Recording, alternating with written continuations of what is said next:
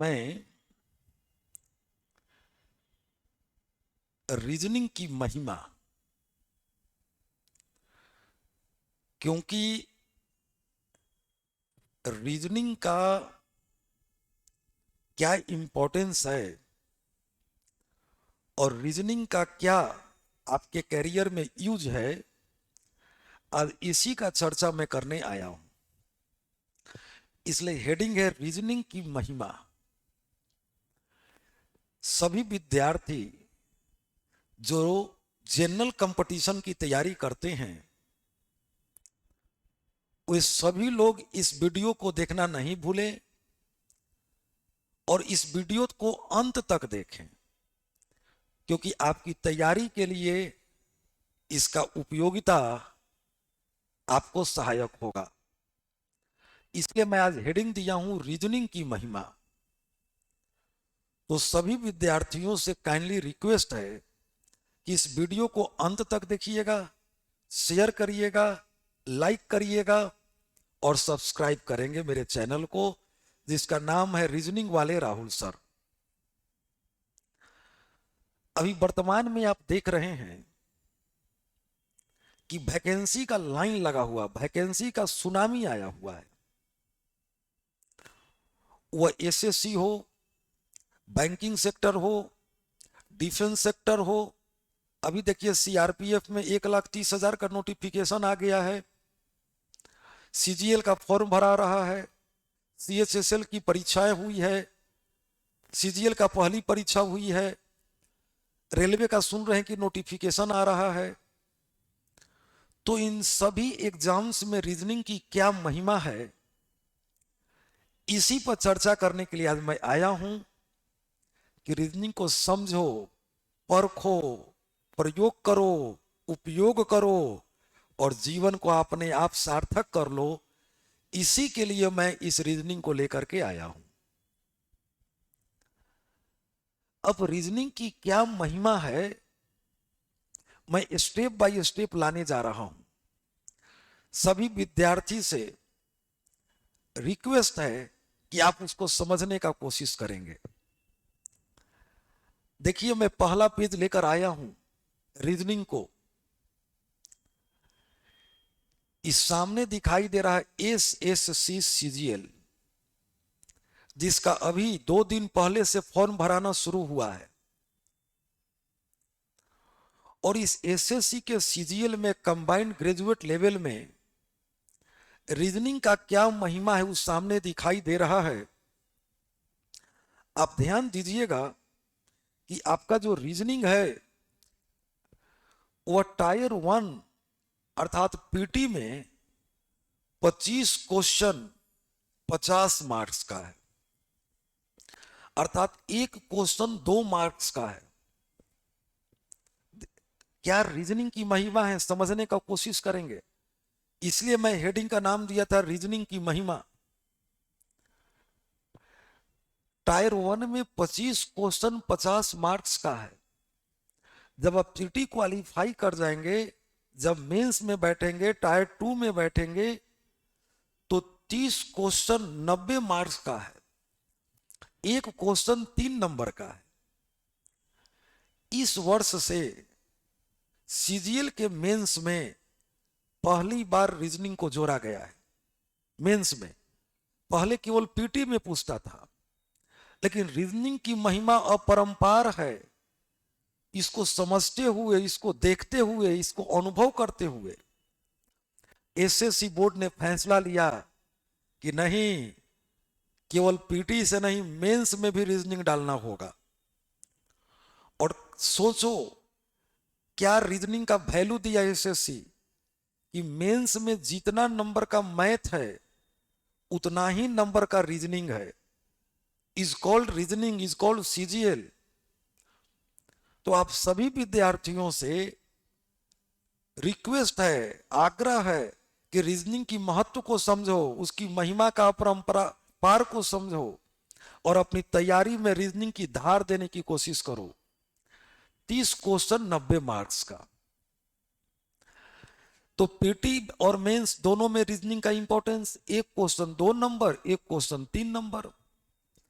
जब रीजनिंग के एसएससी के सीएचएसएल में आते हैं, इंटर लेवल के एग्जाम में आते हैं, यहां भी देख लो टायर 1 पीटी में 25 क्वेश्चन पास 50 नंबर का। और यहां भी सीएचएसएल में पहले मेंस में क्वेश्चन नहीं होते थे रीजनिंग का, लेकिन एसएससी ने इसके इंपॉर्टेंस को समझते हुए कि अगर आगे के कुर्सी पर अगर काम करने के लिए कोई टेक्निक है तो वह रीजनिंग ही टेक्निक है, इसी से काम को संभाला जाता है। क्योंकि यह आईक्यू है, तो इसके मेंस में 30 क्वेश्चन 90 नंबर का डाल दिया। 30 क्वेश्चन 90 नंबर का डाला, एक क्वेश्चन 3 नंबर का, निगेटिव मार्किंग भी है। तो समझो एक क्वेश्चन 3 मार्क्स का वैल्यू होता है।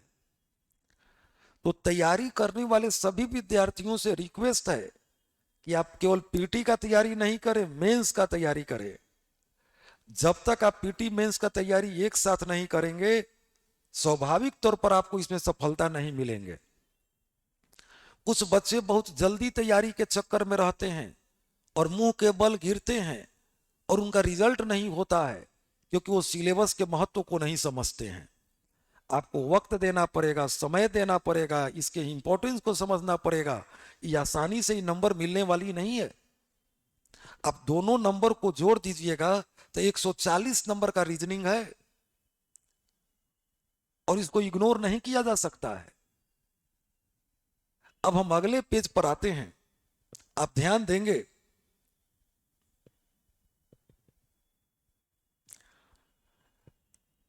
एसएससी का एमटीएस है,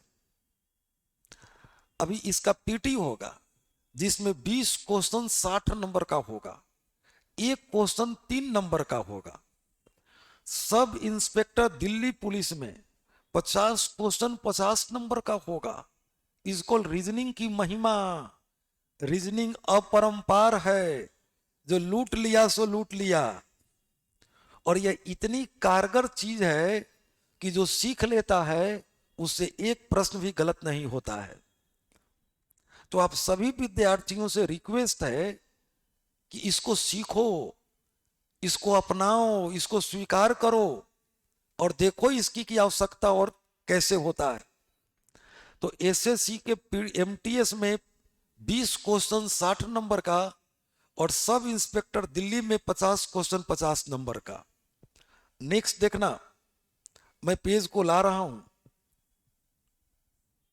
रेलवे, जिसके बारे में हल्ला है कि बहुत सारी वैकेंसियां आने वाली है। रेलवे में देखना, ये RRB NTPC CBT 1 30 question 30 marks, 30 question 30 marks. जब सीबीटी 1 निकालेंगे तो सीबीटी 2 में बैठेंगे, तब 35 क्वेश्चन 35 मार्क्स। सीबीटी 1 में 30 क्वेश्चन 30 मार्क्स और सीबीटी 2 में 35 क्वेश्चन 35 मार्क्स, अर्थात 35 और 30 65 नंबर का रीजनिंग है। रेलवे की तैयारी करने वाले समझिएगा, रेलवे के ग्रुप डी जिसका फाइनल रिजल्ट आया, मात्र जिसका 2 विषय मजबूत था, रीजनिंग और मैथ, वो रेलवे को क्रैक कर देता है। अब देखो ग्रुप डी, इस ग्रुप डी में 30 क्वेश्चन 30 मार्क्स का, जिसकी सुन रहे हैं कि बहाली आने वाली है। आरआरबी जेई जूनियर इंजीनियर जो सीबीटी 1 होता है उसमें 25 क्वेश्चन 25 मार्क्स का होता है।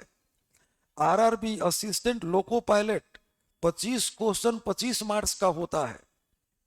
अर्थात वो लोको पायलट हो, जेई हो, ग्रुप डी हो या आरआरबी एनटीपीसी में वो स्टेशन मास्टर हो, कॉमर्शियल क्लर्क हो, टीसी हो, टीए हो, सीए हो, सभी में 30 question 30 marks, 35 question 35 marks, PT में भी और मेंस में भी।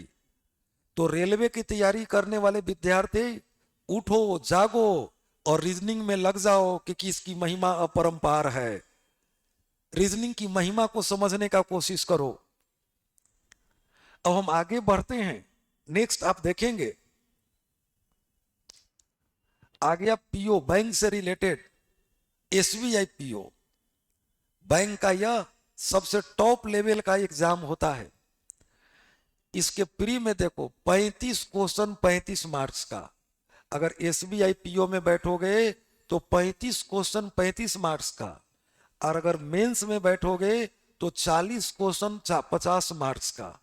अब कल्पना करना कि एसबीआई जैसा एग्जाम, उसमें हाई लेवल का पद, पीओ का पद, उसमें 40 क्वेश्चन 50 नंबर का मेंस में रीजनिंग का होना, और पीटी में 35 क्वेश्चन 35 नंबर का होना रीजनिंग का इंपॉर्टेंस बताता है। अगर एसबीआई क्लर्क में जाओगे तो सेम देखना, 35 क्वेश्चन 35 नंबर का पीटी में। अब मेंस में तो और पीओ से भी जबरदस्त है, 50 क्वेश्चन 60 नंबर का, या 40 क्वेश्चन 50 नंबर का, या 50 क्वेश्चन 60 नंबर का। नंबर ऑफ क्वेश्चन भी ज्यादा और नंबर ऑफ मार्क्स भी ज्यादा। आखिर रीजनिंग का इंपॉर्टेंस नहीं होता तो इतना बड़ा ऑर्गेनाइजेशन एसबीआई, एसएससी, इतना इंपॉर्टेंस क्यों? और बहुत सारे बच्चे इसकी तैयारी पीछे करते हैं। इसलिए मैंने आज आपको जगाने आया हूं, जागो और रीजनिंग की महिमा को समझो कि बिना रीजनिंग का कल्पना करना बेईमानी है, खास करके जनरल कंपटीशन में। अगर तुम आगे जाते हो तो देखने का कोशिश करना। ये देखो आईबीपीएस पीओ आ गया, आईबीपीएस पीओ आ गया। आईबीपीएस पीओ में प्री में 35 क्वेश्चन 35 नंबर का, अब मेंस में 45 क्वेश्चन 60 नंबर का। देखो रीजनिंग का इंपॉर्टेंस पीओ में, मेंस में 45 क्वेश्चन और 60 नंबर का, पीटी में 35 क्वेश्चन 35 नंबर का। ये अपना सिलेबस बता रहा है कि reasoning is good, reasoning is better than IBPS PO is final selected. अगर आपको रीजनिंग कमजोर तो सिलेक्शन होने में आप लड़खड़ा जाएंगे। इसलिए आपको रीजनिंग को समझना होगा, उसको परखना होगा, उसकी उपयोगिता समझना होगा, और उसकी पढ़ाई में साधन और साध्य दोनों के रूप में उपयोग करना पड़ेगा। उसी प्रकार से आईबीपीएस क्लर्क में आ जाइए, 35 क्वेश्चन 35 नंबर का, मेंस में 50 क्वेश्चन 60 नंबर का। इस सब को अपने कॉपी पर लिख लीजिएगा। हमारे वीडियो को देखकर पूरे भारत के बच्चे जो इसकी तैयारी करते हैं इसको समझिएगा, कैसे इसका इंपॉर्टेंस और कैसे इसकी महानता है। जब मैं आगे बढ़ता हूं तो ध्यान देंगे, आरआरबी पीओ आ गया, ग्रामीण बैंक पीओ आ गया आईबीपीएस के द्वारा। 40 क्वेश्चन 40 नंबर का पीटी में और 40 क्वेश्चन 50 नंबर का मेंस में। इज कॉल्ड आईबीपीएस पीओ, नहीं ग्रामीण बैंक पीओ जो आईबीपीएस कंडक्ट करता है, आरआरबी पीओ। और आरआरबी क्लर्क जो असिस्टेंट का पद होता है, 40 क्वेश्चन 40 नंबर का पीटी में और 40 क्वेश्चन 50 नंबर का मेंस में। या तो पीटी को देखो या तो मेंस को देखो, बिना रीजनिंग की उपयोगिता का नहीं हो सकता है। आपको उसमें रीजनिंग है, इसकी उपयोगिता को समझने का कोशिश करिएगा। बिना रीजनिंग का संभव नहीं है। आप बीएड का एग्जाम उठा लो, एलआईसी डबल एओ का एग्जाम उठा लो, ऐसे ऐसे हम कितना लिखते, क्योंकि सबको लिखना आसान नहीं है। ऐसे ऐसे मैं कितना लिखता।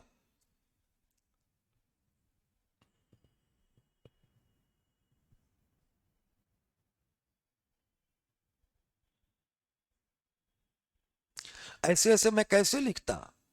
यही रीजनिंग की महिमा है, इसी को बताने में आया था। बीएड का एग्जाम है, एलआईसी डबल एओ का एग्जाम है, यूपीएससी का सी सेट है, तुम किसी को उठा लो, बिना रीजनिंग का। बिहार एसएससी देख लो, सचिवालय सहायक देख लो, बिना रीजनिंग का इंपॉर्टेंस नहीं है। रीजनिंग की महिमा अपरंपार है। जिसको लूटना है वो लूट लिया और लूट करके अपने कैरियर को निकाल ले गया। जितने बच्चे का रीजनिंग मजबूत होगा, स्वाभाविक तौर पर उनका सिलेक्शन होगा। और आप जानते हैं कि पटना में, बिहार में easy reasoning classes by Rahul sir, नाला रोड तीसरा तल्ला पर, बाजार कोलकाता मॉल के ऊपर आपके समस्या का समाधान है। जितना जल्दी समझे, देर नहीं करें और दौड़ कर आने का कोशिश करें, क्योंकि आपके लिए राहुल सर ऑफलाइन और ऑनलाइन दोनों व्यवस्था रखे हुए हैं। हमारा अपना ऐप भी है जो easy reasoning bye Rahul sir के नाम से प्रसिद्ध है। तो जल्दी करें और रीजनिंग की महिमा को समझे। इसी को समझाने के लिए मैं आपके पास आज आया था, क्योंकि बहुत सारे बच्चे रीजनिंग को अंत में तैयारी करना चाहते हैं। उनको आगाह करना चाहता हूं कि बिना रीजनिंग का कल्पना करना उचित नहीं है।